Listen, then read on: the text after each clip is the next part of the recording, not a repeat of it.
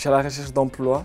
Je viens de valider une formation dans le domaine de la logistique et je cherche un poste en tant que préparateur de commandes. Je viens à la mission locale pour m'aider à chercher des offres ou à faire mon CV et ma lettre de motivation.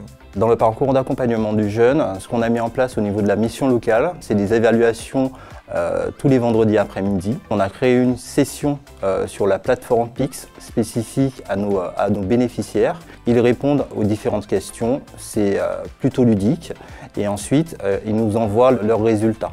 Et moi ensuite je peux diffuser les résultats vers les différentes conseillères qui leur proposent ensuite des formations en informatique.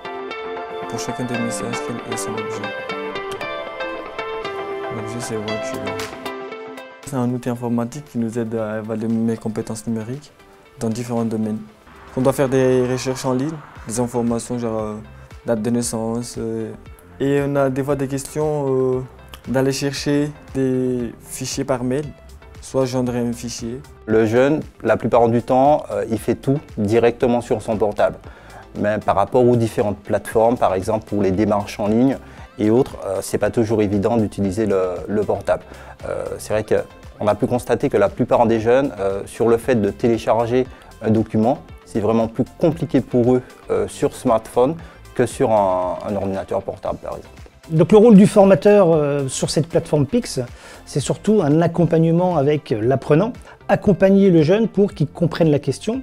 Et on fait souvent des parallèles avec la vie quotidienne, avec quelque chose de compréhensible pour lui, de palpable, et d'enlever l'aspect technique ou trop technique que lui peut ressentir lorsqu'il se trouve déjà devant l'outil numérique et puis devant une question qui lui est posée avec des termes spécifiques au numérique.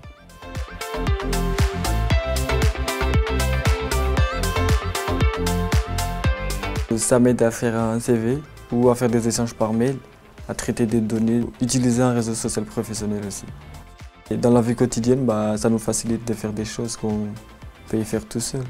Pix est important dans le parcours du bénéficiaire parce que ça permet déjà de réduire la fracture numérique, d'évaluer leur niveau et ensuite de leur proposer des formations de façon à ce qu'ils développent leurs compétences sur ces outils numériques qui sont omniprésents.